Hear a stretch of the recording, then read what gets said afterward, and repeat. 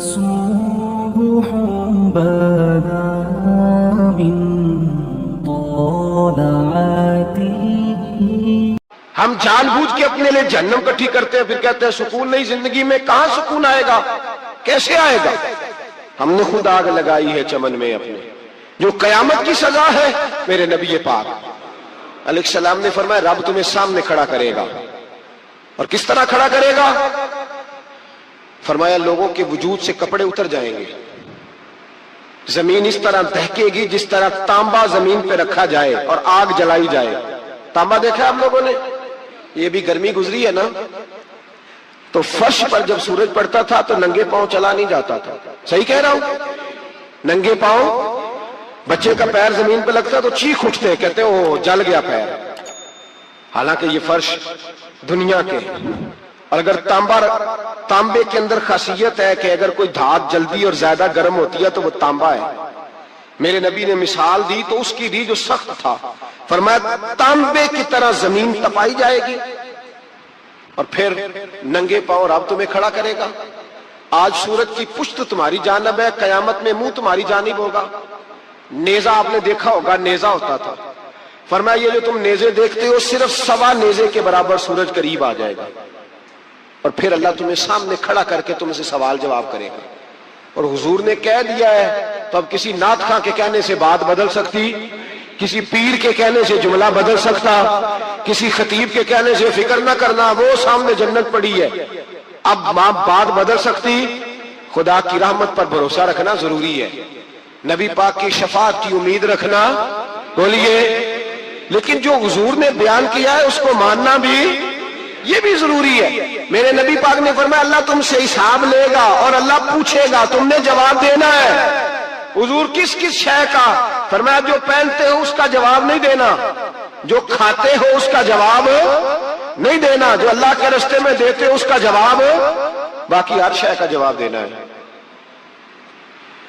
ادھر جو پلاٹ ہے اس کا بھی جواب دینا ہے، اور جو وہ جو بچوں کو پیسے بتائے ان کا بھی جواب دینا ہے، جو چھپائے ہیں ان کا بھی. ثم لتسألن یومئذ عن النعیم. جو کمیٹی اپنے محلے میں ڈالی ہے اس کا بھی جواب دینا ہے، جو سسرال کے علاقے میں ابا جی سے چوری ڈالی ہوئی ہے اس کا جواب بھی، سب کا جواب دینا ہے. تمام حساب کتاب. اور اللہ فرماتے ہیں میں سامنے کھڑا کر کے ہر سوال کا تجھ سے جواب، تجھے ہر سوال کا جواب. اچھا یہ جو بڑے لوگ تھے وہ حساب سے ڈرتے تھے، ہم چھوٹے لوگ ہیں ہم حساب سے ہم نہیں ڈرتے، ہم کہتے ہیں دیکھی جائے گی. بڑے لوگ جو تھے وہ حساب سے. حضرت ابوبکر صدیق دعا کرایا کرتے تھے، دعا کرو اللہ مجھ سے حساب نہ پوچھے. حضرت عمر فاروق رضی اللہ تعالیٰ عنہ اپنے بیٹے سے کہتے تھے بیٹا اپنے باپ کے لیے رحمت کی دعا کرنا، میں درگزر والا ہوں، میں حساب والا کوئی نہیں. بڑے لوگ ڈرتے تھے، بڑے لوگ. حضرت عثمان غنی قبر پہ کھڑے ہوتے تھے تو داڑھی آنسوؤں سے بھیگ جاتی. غلام کہتے ہیں حضور 3 دفعہ نبی پاک نے آپ کو جنت کی بشارت دی ہے، 3 دفعہ بشارت دی ہے، تو آپ کیوں اتنا روتے ہیں؟ عثمان غنی فرماتے جس رسول نے مجھے جنتی کہا ہے اسی محبوب نے مجھے فرمایا تھا عثمان قبر آخرت کی منزلوں میں سے پہلی منزل ہے. اور آپ فرماتے میرے تو کمرے میں دیا گل ہو جائے تو مجھے ڈر لگتا ہے، اس میں تو مکمل اندھیرا ہے. آپ فرماتے کھڑکیاں بند ہو تو دم گھٹنے لگتا ہے، اس کو تو دروازہ ہی کوئی نہیں، روشن دان تک نہیں. بھائی جو بڑے تھے وہ ڈر رہے تھے. مولا علی شیر خدا نماز کا وضو کر کے کانپتے تھے، کانپتے. علی آپ مرحب کے سامنے نہیں کانپے، خیبر کا دروازہ اکھاڑتے نہیں کانپے، بدر احد خندق حنین اور خیبر میں نہیں کانپے، تو یہاں آپ فرمانے لگے مالک کے سامنے جاتے ہوئے ڈر آتا ہے. بڑے لوگ کانپتے تھے، بڑے لوگ. آج کون سا جمعہ ہے؟ سارے بولیے. حالانکہ یہ اگلے سال دوبارہ آئے گا، ہمارا نہیں پتا کہ ہم ودا ہو جائیں کہ کیا بنے. یہ کون سا جمعہ ہے؟ آیا جمعہ الوداع، آئے ہم پڑھے. آج ایک فکر لے کر کے جانا، ایک سوچ. جہاں روز رات کو بیٹے کی ٹینشن، بیٹی کی ٹینشن، بھائی کی ٹینشن، پوتے کی ٹینشن ہوتی ہے نا، ایک ٹینشن اور اپنے آج ایک ٹینشن بڑھا لو، قبر کی ٹینشن پیدا کر لو، قیامت کی تھوڑی سی فکر کر لو، تھوڑی سی ایک لمحے کے لیے صحیح تھوڑا خیال پیدا کرے. حضرت حسن بصری नाम सुना हुआ है ना, ये हजरत अली के शागिर्द हैं। नबी पाक के घर में आ जाते थे कई दफा, बच्चे थे जब। हजरत हसन बसरी ताबी हैं, फरमाते खाना काबा में उमरा करने गया, तवाफ़े काबा कर रहा था तो बड़ा अजीब मंजर हुआ, रात की तन्हाई हुई। उस वक्त कई दफा तवाफ बंद भी होता था, इसलिए एक रश कम होता था तो रात को सब सो जाते। कहते रात जरा गहरी हुई तो लोग अपना अपना खैमा लेके जाते थे। अब तो होटल है ना, तो खैमे लगते थे, लोग खैमा लेके जाते थे, जहां जगह मिलती थी खैमा लगा के रहते थे। फरमाते मैं रात को सोया खैमे में, एक दर्दनाक आवाज आई, मीठी है धीमी है पर दर्द बड़ा है। कोई रोने वाला रो के कहता है अल्लाह हिसाब कयामत में मुझसे ना लेना, ऐ अल्लाह तन्हाई में जितना मर्जी हिसाब लेना पर लोगों के सामने ना लेना। और फिर कहता है अल्लाह फजल तो तब करे जब तू मेरा हिसाब पूछे ही ना। फिर चंद मिनट गुजरे तो फिर वो रोने लगा, मेरे कानों में आवाज आई, कहने लगा अल्लाह हिसाब तो उनका लिया जाता है जो हिसाब के काबिल होते हैं। आला हजरत कहते हैं ना रजा से तू क्या हिसाब लेगा, रजा भी किसी हिसाब में है। ऐ अल्लाह मैं काबिल नहीं, मुझसे हिसाब ना लेना। कहते थोड़ी देर गुजरी तो फिर वो रोने लगा, फिर जरा सांस संभले तो फिर कहने लगा ऐ अल्लाह मैं तो लोगों को कोई बंदा हिसाब पूछ ले तो नहीं दे सकता, मैं तुझे कैसे हिसाब दूंगा। फिर तड़पने लगा।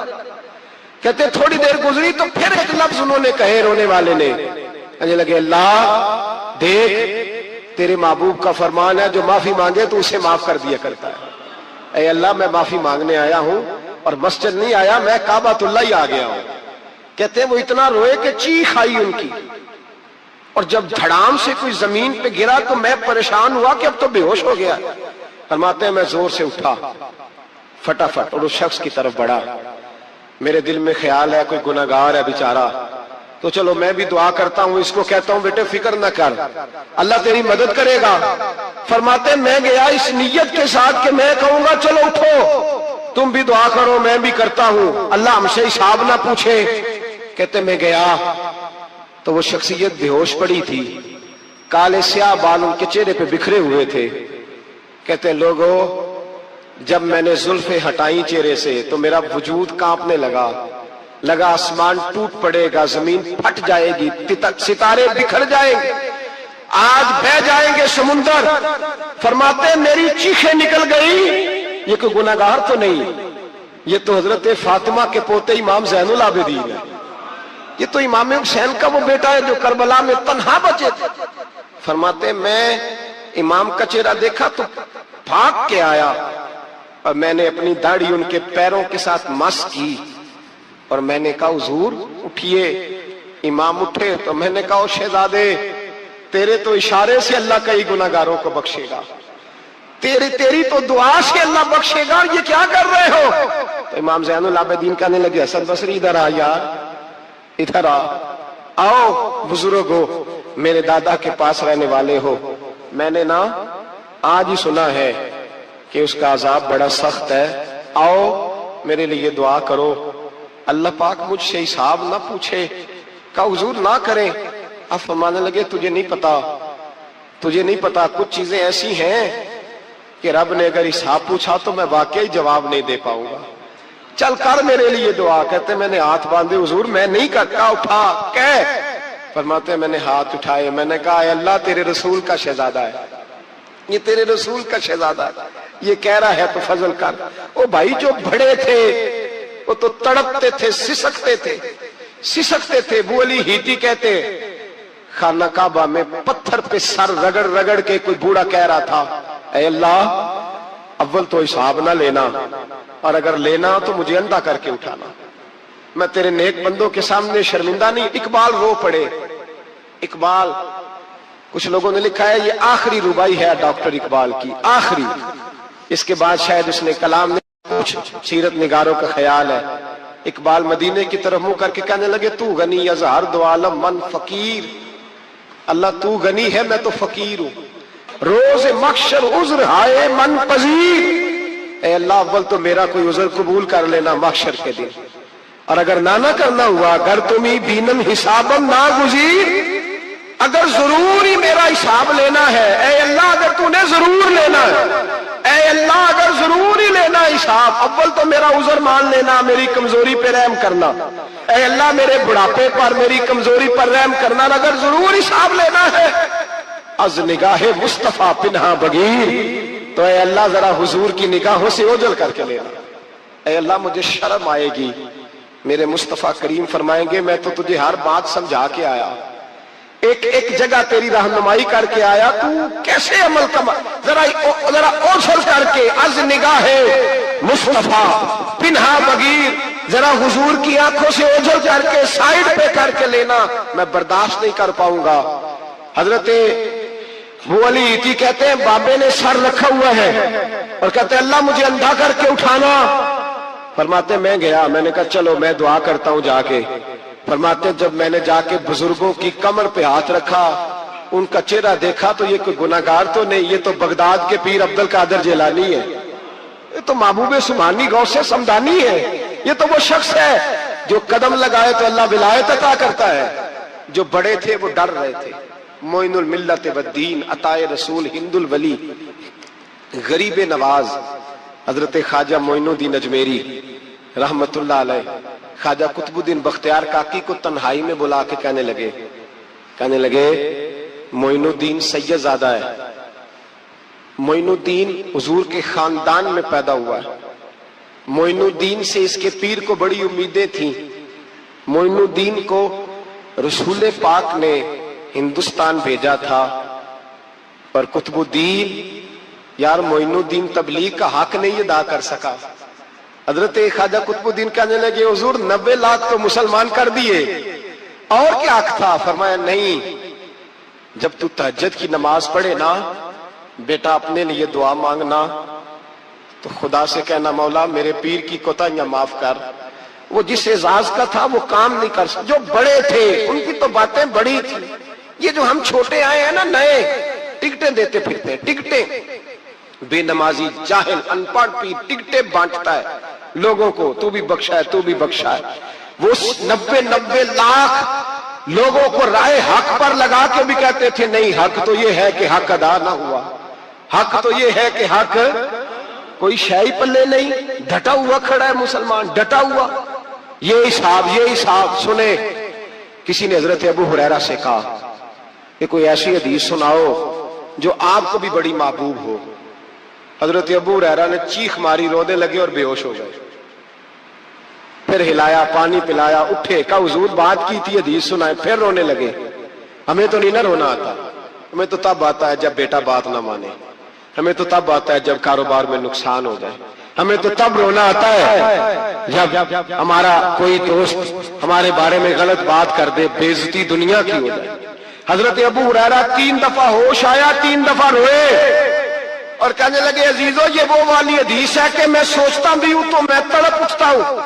کہا کون سی حدیث؟ تو حضرت ابو ہریرہ کہنے لگے میں نے نبی پاک سے سنا ہے قیامت میں سب سے پہلے علماء کا حساب ہوگا، سب سے پہلے علماء کا۔ رب کریم فرمائے گا تمہاری دین کے نام پر بڑی موجیں تھیں، تمہارے بڑے پوسٹر چھپتے تھے، لائنیں بنا کے لوگ تمہارے ہاتھ چومتے تھے، لوگ تمہاری گڑی کو بھی چومنا اپنے لیے سعادت سمجھتے تھے۔ بتاؤ میرے رسول کے نام پر کھانے والوں کیا کر کے آئے ہو؟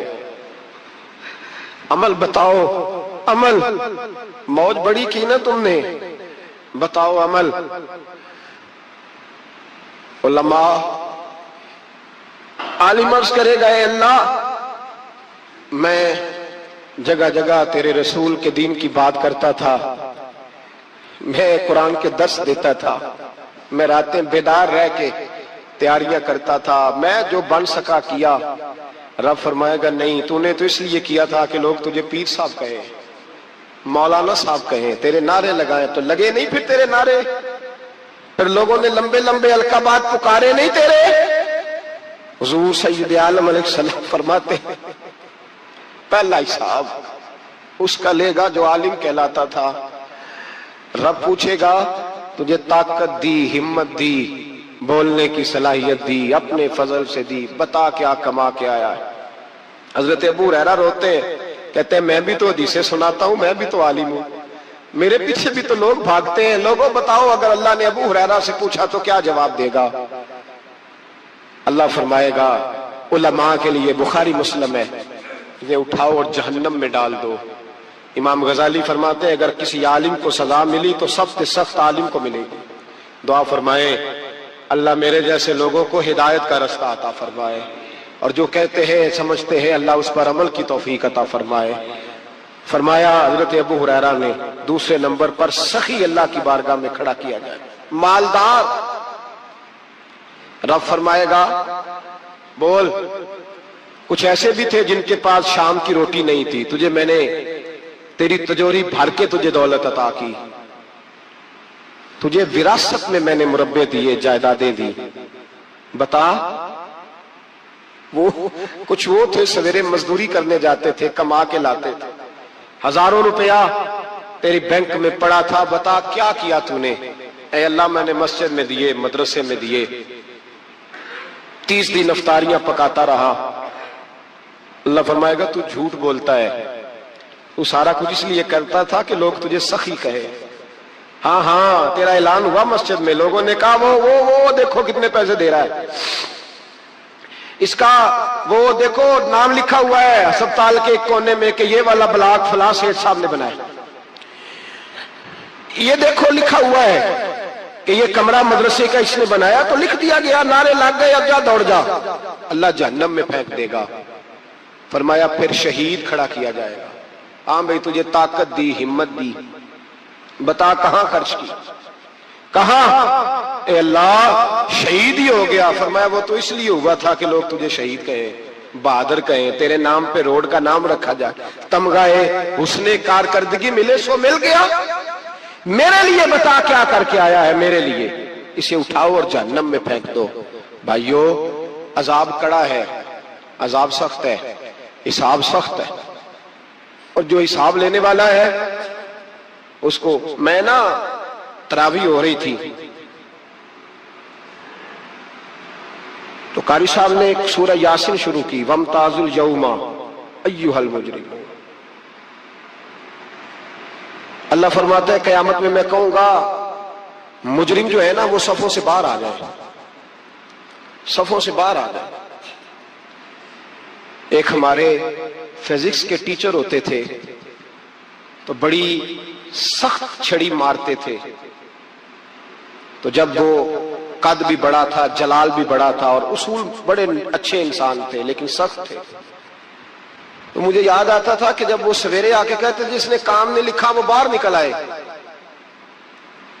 دو قسم کی چوٹ لگتی تھی، ایک تو خیال یہ آتا تھا کہ شرمندگی بڑی ہوگی کہ سارے سٹوڈنٹ بیٹھے ہیں اور 2 3 4 ان کو کہا وہاں مرغے بن جاؤ، بڑی شرم آتی تھی۔ اور پھر جب وہ مارتے تھے تو اتنا سخت مارتے تھے کہ کئی دن تکلیف رہتی تھی، بتایا نہیں جاتا تھا۔ وہ سٹوڈنٹ بتاتے تھے کہ یار اس سے بچو کسی بھی طریقے، اور کسی کا کام رہ بھی جاتا تھا کہتے تھے اس پیریڈ کی ڈیوٹی سبق یاد کر کے آنا ہے۔ سخت ٹیچر کے بارے میں تیرا میرا یہ رویہ ہے۔ تو یاد آ رہا تھا جب وہ کہہ رہے تھے نا وَامْتَازُوا الْيَوْمَ أَيُّهَا الْمُجْرِمُونَ، تو میں صف میں کھڑا تھا تو 2 قطرے میرے بہہ گئے آنسو کے۔ مجھے ساتھ بچہ کہنے لگا طبیعت ٹھیک ہے، میں نے کہا طبیعت تو ٹھیک ہے، کچھ یاد آ گیا ہے کہ میدان محشر میں یہاں تو چھپے ہوئے ہیں نا عیب، چھپے ہوئے، اور بھائی رب بڑا کریم ہے، عیبوں کے باوجود نوازتا ہے۔ میرا دعویٰ یہ ہے اگر ہمارے عیب کھل جائیں، لوگ ہمیں دھرتی پہ جینے نہ دیں، لوگ جینے نہ دیں، نکال دیں، اپنے بھی ہمیں برداشت نہ کرے، یہ تو اس کا کرم ہے۔ پتہ سارا ہے سردار نو کیتیاں دا، پردہ چپایا ہی تیرا پلا ہو سی۔ وَامْتَازُوا الْيَوْمَ أَيُّهَا الْمُجْرِمُونَ، اللہ فرمائے گا مجرم باہر آ جائے۔ یا اللہ کیا ہوگا؟ جب سوال جواب ہوں گے تو رب فرماتا ہے تیری زبان پہ مور لگا کے بند کر دوں گا، تیرے ہاتھ بولیں گے، پیر بولیں گے، سر بولے گا، پیٹ بولے گا۔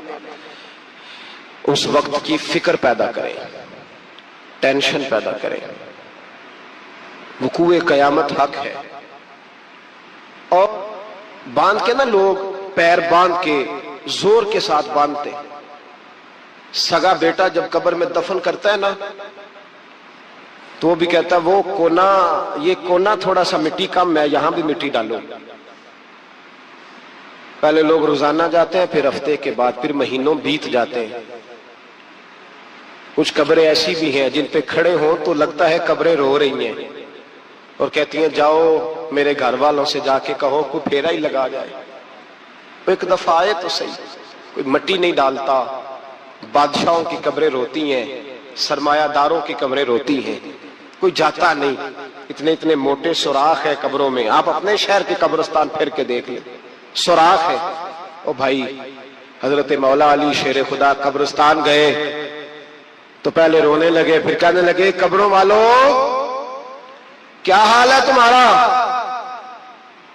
تو آپ فرماتے ہیں مردہ مجھے اندر سے بول کے کہنے لگا علی کفن پھٹ گیا، ہڈیاں ٹوٹ گئی. مال تو دے آئے تھے وارثوں کو، پر حساب ہمیں دینا پڑ رہا ہے. تو بتا پیچھے کیا حالات ہیں؟ تو حضرت علی کہنے لگے تمہاری بیویوں نے اور نکاح کر لیے، تمہارے دوستوں نے نئے دوست بنا لیے، تمہاری اولادوں نے تمہارے بغیر جینا سیکھ لیا، تمہاری جائیدادیں بٹ گئیں، تمہارا پیسہ تقسیم ہو گیا.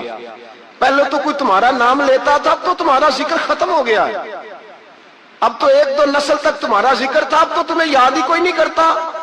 کہتے ہیں لوگ یہاں کوئی رہا کرتا تھا، یہاں کوئی ہوا کرتا تھا، اب تو تم قصہ پارینہ، قصہ ماضی ہو گئے.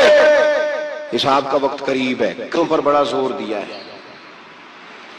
ایک اللہ کو ماننا، اور اللہ کو ماننے کا مطلب ہے نبی پاک کو بھی ماننا.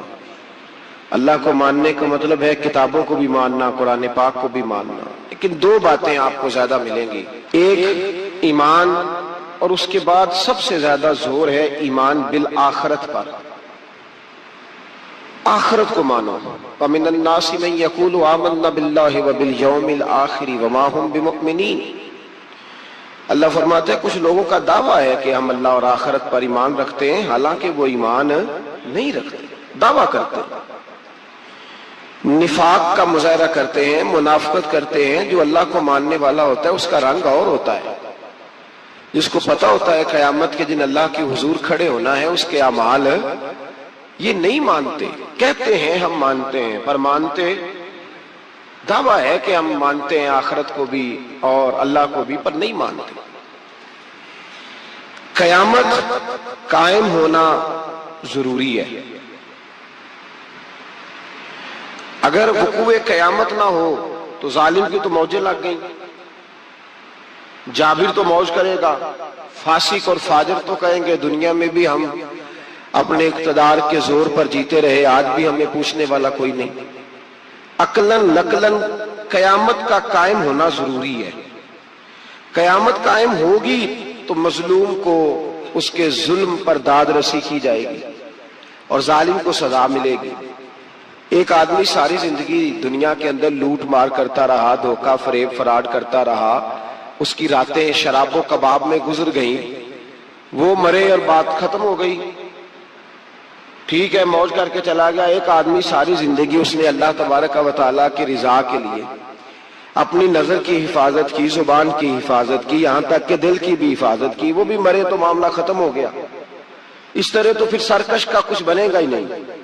نظام زندگی ساری اس کی سوچ ختم ہو کے رہ جائے گی اگر قیامت قائم نہیں ہوتی. قیامت کا قائم ہونا حق ہے. اس لیے قرآن مجید نے ایک جگہ پہ نہیں 20 جگہ پہ یہ بیان فرمایا ہے کہ قیامت ضرور قائم ہوگی. قیامت، اور وہ قائم ہو کر اپنے سارے لوازمات سمیت قائم ہوگی. میرے نبی پاک صلی اللہ علیہ وسلم نے فرمایا مظلوم کو حق ملے گا، ظالم کو سزا ملے گی. جابر اس دن اللہ کی بارگاہ میں رسوا کیے جائیں گے، جن پر جبر کرتے رہے انہیں اللہ کے حضور سے عطا کیا جائے گا. قیامت کا وقوع ہونا ضروری ہے، اور قیامت تو جب قائم ہوگی تب ہوگی. دنیا میں بھی ایسا ہوتا ہے،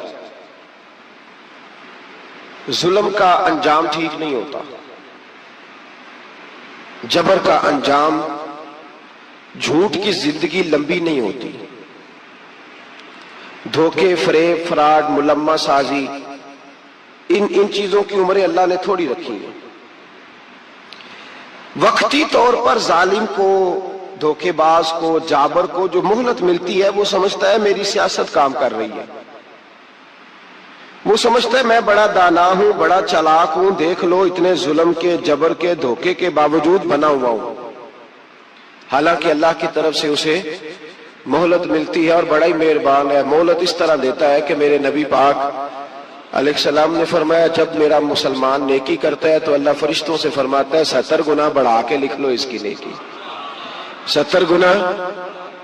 اور جب گناہ کرتا ہے تو اللہ فرماتا ہے ٹھہر جاؤ ابھی لکھنا نہ، اسے ٹائم دو۔ یا اللہ کتنا؟ فرمایا 24 گھنٹے تو دو، ہو سکتا ہے توبہ کر لے، یہ اس کی مہربانی ہے۔ اب وہ جو اللہ نے مہلت دی ہے نا کہ شاید توبہ کر لے، لوگ سمجھتے ہیں میری چالاکی کی وجہ سے نظام سیٹ چل رہا ہے، میں بڑا تیز ہوں، 2 4 5 باتیں بولتا ہوں سب صحیح ہو جاتا ہے۔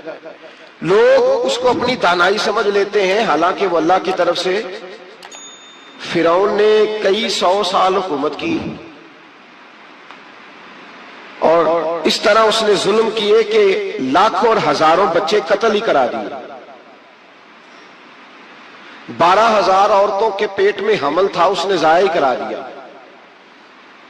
جب حضرت موسیٰ علیہ السلام اپنی قوم کو لے کے نکلے، رستے میں دریا آ گیا، فرعون پیچھے لگا ہوا تھا۔ وَإِذْ فَرَقْنَا بِكُمُ الْبَحْرَ فَأَنْجَيْنَاكُمْ، اللہ فرماتے تمہارے لیے میں نے دریا کو پھاڑا اور تمہیں نجات دے دی۔ وَأَغْرَقْنَا آلَ فِرْعَوْنَ، اور فرعون کو غرق کر دیا۔ وَأَنْتُمْ تَنْظُرُونَ، تم کھڑے دیکھ رہے تھے۔ اب جب حضرت موسیٰ دریا کے کنارے پہنچے تو فرعون بھی پیچھے آیا۔ فرعون لوگوں سے کہا کرتا تھا کہ میں کہتا ہوں تو دریا چلتا ہے، میں کہتا ہوں تو ہوائیں آتی ہیں، میرے حکم کے پابند ہے سارے۔ جاگ رہے نا آپ حضرات، غور فرمائیے گا بات پر۔ دعویٰ تھا اس کا کہ میں کہتا ہوں تو نظام زندگی چلتا ہے۔ اب جب دریا کے کنارے پہنچی حضرت موسیٰ علیہ السلام تو اللہ نے حکم دیا کہ آپ عصا ماریں۔ جناب موسیٰ نے عصا مارا، 12 رستے بن گئے۔ اب حضرت موسیٰ کی قوم گزر رہی تھی تو فرعون سے پوچھنے لگے کہ تو کہتا تھا میرے حکم سے چلتا ہے، تو وہ تو حضرت موسیٰ نے ڈنڈا مارا ہے تو رستہ بن گیا۔ باز نہیں آتا انسان باز بہانے بڑے ہیں اس کے پاس، بڑی دلیلیں ہیں، جھوٹ سچ بول کے اپنے آپ کو مطمئن کرتا ہے، آخر دم تک تبدیل ہونے کو تیار نہیں ہوتا، دلیلیں گھڑتا رہتا ہے، بناتا رہتا ہے، شور کرتا ہے جان بوجھ کے۔ بھئی تو کہتا تھا میرے چلا، کہنے لگا میں نے ہی حکم دیا ہے کہ ذرا پھٹ جا، مجھے یہ زندہ چاہیے۔ باز رسی جل گئی، بال کہنے لگا میں نہیں کہا ہے دریا کو کہ یہ مجھے زندہ چاہیے، میرے بھاگے ہوئے ہیں تو اس لیے پھٹا ہے، تو آؤ میرے ساتھ دریا کراس کرے۔ تو پتا تو ان کو بھی تھا نا جتنا تو رب بنا ہوا ہے، پتا تو تھا، سارے جانتے تھے۔ کہنے لگے تو پہلے کراس کر، اگر تو بچ گیا تو ہم بھی پیچھے آتے ہیں۔ اب چاروں ناچار۔ ایک روایت تو یہ ہے کہ یہ جب خدائی کا دعویٰ کرتا تھا نا، تخت پہ بیٹھا ہوتا تھا، تو ایک دن حضرت جبریل آئے اس کے پاس انسانی شکل میں، تو کہنے لگے میں بڑی دور سے آیا ہوں تو ایک مسئلہ پوچھنا تھا۔ کہا پوچھو۔ کہنے لگے ایک غلام تھا کسی بادشاہ کا، تو بادشاہ نے اسے تھوڑی دیر کے لیے ایک علاقے کی سربراہی دے دی۔ کتنی دیر کے لیے؟ کتنی دیر کے لیے ہمیں سربراہیاں ملتی ہیں؟ کیوں جی؟ تھوڑی دیر کے لیے ملتی ہے نا، تھوڑی دیر کے لیے سربراہی دے دی ایک غلام کو۔ ذرا بات کو سمجھیے، حضرت جبریل پوچھتے ہیں، کہتے ہیں سربراہی مل گئی۔ اب وہ مالک ہی بن کے بیٹھ گیا ہے، وہ بات ہی نہیں سنتا، اس کو تھوڑی دیر کے لیے بنایا تھا، وہ تو خدائی کا دعویٰ کرنے لگا ہے۔ آپ بتائیں اس کا انجام کیا ہونا چاہیے؟ یہ مسئلہ پوچھنے آیا ہوں۔ تو فرعون کہنے لگا اس کا انجام یہ ہے کہ اسے پانی میں غوطے دے دے کے مار دے۔ انجام کیا ہے؟ بولیے بولیے، کیا انجام ہے؟ کیا انجام ہے جی؟ پانی میں، اللہ اکبر، اپنی سزا تجویز کر رہا ہے۔ اس کی سزا کہ اسے پانی میں غوطے دے دے کے مارو ظالم کو۔ اسے تھوڑی دیر کے لیے بنایا تھا اور وہ چھائی گیا ہے، قبضہ ہی کر گیا ہے۔ حضرت جبریل کہنے لگے جی آپ لکھ کے دے دیں گے؟ کہنے لگا لاؤ لکھ دیتے ہیں۔ لکھوا لیا، جناب جبریل رکا لے کے تشریف لے گئے۔ اب جب فرعون دریا میں آیا نا تو اللہ نے حکم دیا مل جا۔ جب دریا ملا چیخنے لگا تو حضرت جبریل آئے، کہنے لگے تیرا ہی فتویٰ ہے، یہ تیری سزا ہی ہے نا، ہم بھی بڑی سزائیں تجویز کرتے ہیں، یہ جھوٹا ہے جی، اس کا تو فلانا علاج ہونا چاہیے، تو اگر تو جھوٹ بولے تو یہ فلانا بڑا جاور ہے جی، اس کے ساتھ اس طرح ہونا چاہیے. تو اگر تو یہ کام کرے تو جو سزا تو لوگوں کے لیے تجویز کر رہا ہے تو اپنے بارے میں بھی سوچ. اب جب غوطے آئے نا, آخری وقت دیکھا وہ فرعون جو کہتا تھا میری مرضی سے دریا چلتا ہے. علامہ ساوی نے تفسیر ساوی میں لکھا ہے تڑپ کے رونے لگا. جب یہ مزاج ہے, ایک دفعہ اوپر آتا ہے آدمی جب دریا میں جاتا ہے, اوپر آیا تو چیخنے او میرے حواریو خدا کا واسطہ مجھے بچاؤ. کہنے لگے تو کہتا تھا میری مرضی سے چلتا ہے. بے بسی ہے, تڑپتا ہے, روتا ہے. وارث شاہ مان کری نہ وارثاں دا, رب بے وارثہ کر کے مار دائی. تڑپ رہا ہے, چلا رہا ہے, کوئی مدد کو نہیں پہنچتا.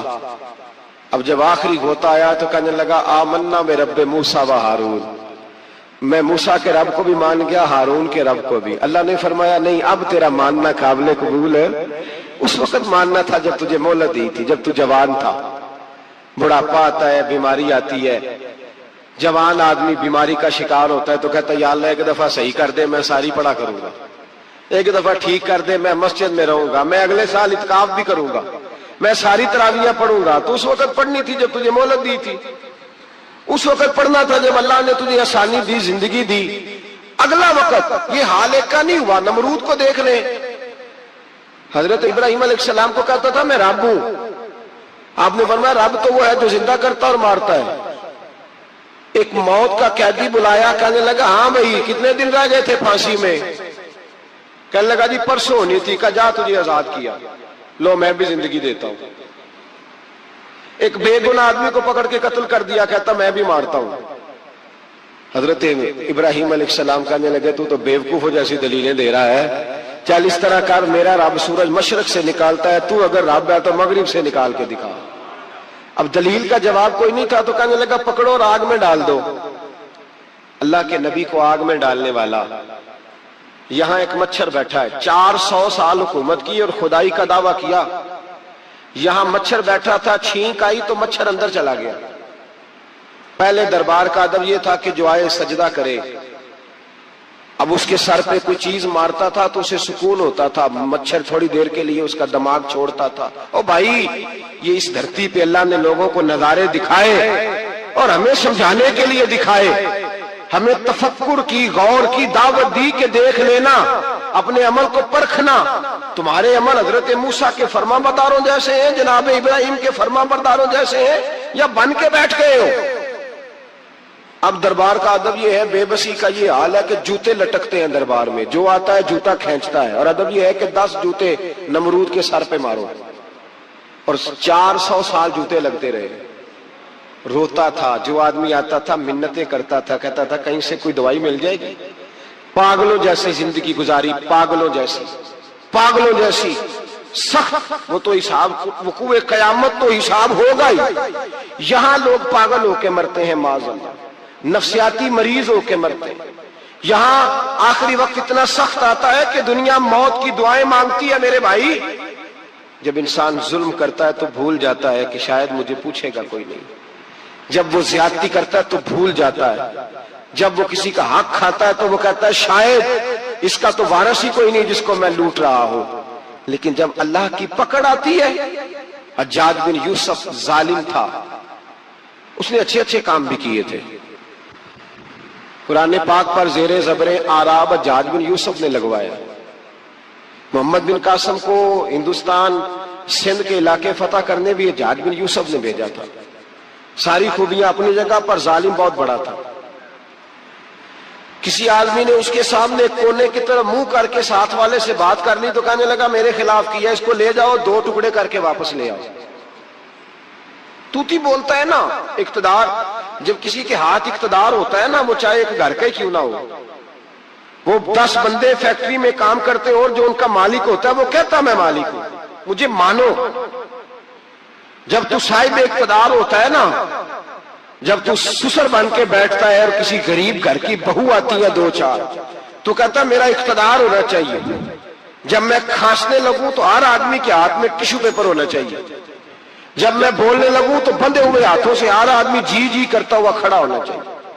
جس آدمی کا, اور یہ کام بہو بھی کرتی ہے کئی دفعہ, وہ بھی کہتی ہے کہ تمہیں پتہ نہیں میں کتنا لمبا چوڑا جہیز لے کے آئی ہوں. جب میں جب میں سونے کے لیے اپنے بیڈ روم میں جاؤں تو خبردار بوڑھے بابے کو اجازت نہیں کہ وہ کھانسے. اماں کو چاہیے کہ اگر اس کو بڑی سخت پیاس بھی لگی ہے تو میرے سوتے سوتے باورچی خانے میں برتن نہ کھٹکھٹائے. جو جہاں بھی جس اسٹیج پہ بھی بیٹھتا ہے وہ کہتا ہے کوئی نہیں مجھے پوچھنے والا, میں مطلق العنان ہوں. جوان بوڑھوں کا مذاق اڑاتے ہیں, سمجھتے ہیں شاید کبھی بوڑھے نہیں ہونا, مذاق اڑاتے ہیں. تندرست لوگ بیماروں کا مذاق اڑاتے ہیں, شاید کبھی بیمار نہیں ہونا. حجاج بن یوسف ظالم تھا, ظلم کرتا تھا, زیادتی کرتا تھا. حضرت سعید بن جبیر ایک تابعی بزرگ تھے, اتنے بڑے بزرگ تھے کہ ساری رات نماز پڑھتے تھے, سارا سال روزہ رکھتے تھے. ایک دن انہوں نے منبر پہ بیٹھ کے کہا کہ حجاج ظلم سے باز آ جائے ورنہ اللہ کی لاٹھی بڑی بے آواز ہے. اللہ کی لاٹھی, اس کا کیا مطلب ہوتا ہے؟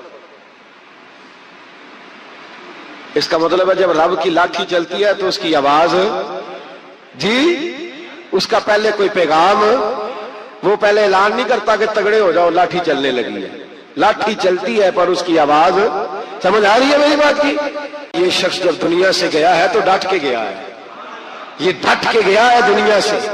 حجاج بن یوسف رات کو سویا تو تڑپ کے اٹھا, کیا ہوا؟ گھر والے کہنے لگے کیا ہوا؟ کہنے لگے سعید بن جبیر خواب میں آئے اور کہتے ہیں اٹھ مجھے بتا تو نے مجھے کیوں قتل کیا, بتا بتا کیوں مارا. اگلی رات پھر سویا تو وہی خواب, پھر سویا تو وہی خواب. گناہ نفسیاتی مریض بنا دیتا ہے, ظلم تجھے مخبوط الحواس کر دیتا ہے. جب تو زیادتی کرتا ہے تو اللہ فرماتے ہیں کہ میں, تو اللہ کو بھولتا ہے, اللہ تجھے اپنا آپ بھلا دیتا ہے. پھر تو بھول جاتا ہے, پھر تو سیدھے رستے پہ چلتا ہے پر بھٹک جاتا ہے. پھر تو صحیح رستوں کا تعین کر کے بھی گمراہ ہوتا ہے. پھر تو روز وہی گاڑی چلاتا ہے پر اب جب تو بریک لگاتا ہے تو نہیں لگتی. جب گناہوں کے ساتھ تو مخبوط الحواس ہوتا ہے تو روز وہ کاروبار کرتا ہے, لیکن جب تیرے گناہ تجھے گھیر لیتے ہیں پھر اسی کاروبار میں تو نقصان اٹھاتا ہے. حجاج بن یوسف تڑپتا ہے, روتا ہے, یہاں تک کہ بیمار ہو گیا. پیٹ میں درد ہوتی ہے, پتہ نہیں کیا ہوا, تکلیف ہوتی ہے, پتہ نہیں. سارے حکیم, طبیب, ڈاکٹر, کوئی نہ سمجھ سکا کہ بیماری کیا ہے. جو بیماریاں خدائی ہوتی ہیں ان کا لوگوں کو پتا, جو آزمائشیں رب کی جانب سے ہوتی ہیں وہ ڈاکٹروں کے ہتھے نہیں چڑھتی.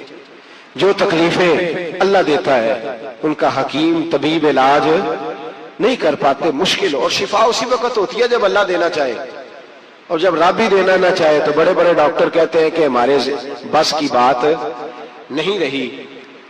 بغداد سے حکیم آئے, پیٹ دیکھا, کہنے لگے نہ تیرے معدے میں کوئی دقت ہے, نہ تیرے جگر میں, نہ کسی اور جگہ, ماجرا کیا ہے؟ ایک آخری علاج ہے, آخری. وہ کیا؟ گوشت کا چھوٹا سا ٹکڑا دھاگے کے ساتھ باندھ کے منہ میں ڈالا اور پھر ایک باریک سا تنکا لے کے اس کو اندر ڈالنے لگے گلے میں. وہ گوشت کا ٹکڑا جب حلق کے اندر اتر گیا, اس حکیم نے واپس کھینچا تو کیسے ایسی بدبو آئی جیسی کبھی سونگی نہ تھی. جانور, کیڑے مکوڑے لگے ہوئے باہر نکلے, اور جب دیکھا تو جتنے محل میں لوگ بیٹھے تھے چلاتے ہوئے نکل گئے کہ یہ کیا مصیبتیں ہیں. حکیم بھی اٹھ کے دوڑنے لگا, کہا تجھے کیا ہوا؟ کہنے لگے حجاج تیری بیماری زمینی نہیں, تیری مصیبت زمینی نہیں. کہا میری مرض تک تم کیوں نہیں پہنچ پا رہے؟ تو کہنے لگے لگتا ہے تو بد دعا کا مریض ہے, لگتا ہے تو ظلم کا مریض ہے, تو جبر کا مریض ہے. تڑپتا رہا, سسکتا رہا. ایک وقت وہ بھی آیا کہ گھر والوں نے کمرے میں بند کر کے تالا لگا دیا, دیوار سے ٹکرے مارتا. او بھائی, جو گناہوں کے بیمار ہوتے ہیں انہیں شفا نہیں ہوتی, جو ظلم, جبر, بربریت کے بیمار ہوتے ہیں انہیں سکون قلبی میسر نہیں آتا. دوائیاں ان بیماریوں کی بنی ہوئی ہیں جو بیماریاں زمینی ہیں, جو بیماریاں خوراک کی بد پرہیزی سے ہوتی ہیں, جو گناہوں کی بد پرہیزی سے ہوتی ہیں, ان کی بیماریاں, ان کی شفا توبہ ہے, ان کی شفا رجوع اللہ ہے, ان کی توبہ اللہ سے معافی مانگنے سے شفا ہوتی ہے. حجاج جب مرنے لگا تو بلایا, یہ رنگ بھی ذرا ملاحظہ کیجیے گا, 2-4 قریبیوں کو بلایا. پتا ہوتا ہے نا اپنے کرتوتوں کا آدمی کو, پتا سارا ہے سردار نوکیتی ہے, جب پتا ہوتا ہے سارا. بلا کے کہنے لگا جب میں مر جاؤں تو مجھے رات کو دفن کرنا. کیوں بھائی عورت ہے؟ کہنے لگا نہیں رات کو دفنانا. ٹھیک ہے رات کو دفنا دیں گے. پھر کہنے لگا جب صبح ہو جائے تو صبح ہونے سے پہلے پہلے میری قبر زمین کے برابر کر دینا, نشان مٹا دینا. کا وجہ تو کلمہ پڑھتا ہے, حضور کا حکم ہے کہ قبر کم از کم ایک بالش ایک گیٹ اونچی ہونی چاہیے زمین سے کم از کم, تو تیری قبر مٹا دے. وجہ پتا ہوتا ہے اپنے ظلموں کا. کہنے لگا مجھے پتا ہے لوگ میرے مرنے کے بعد میری قبر بھی نہیں چھوڑیں گے. دنیا میں تو میرے جبر کی وجہ سے کوئی آ نہ سکا, لیکن میری قبر بھی لوگ جنازوں میں باتیں شروع کر دیتے ہیں. جنازوں میں نے ایسی بھی داستانیں سنی ہے کہ کوئی مرا تو لوگ جوتوں کا ہار قبر پہ ڈال آئے. نہیں بھائی تو جب زندہ تھا تو تیرے جبر ظلم کی وجہ سے نہیں کو بول سکا. ایک تو ہے قیامت میں حساب ہوگا, یہاں دنیا میں حساب ہونے لگتا. اتنی لمبی زبانیں لوگوں کی لٹک کر مرتے وقت باہر نکل آتی ہیں.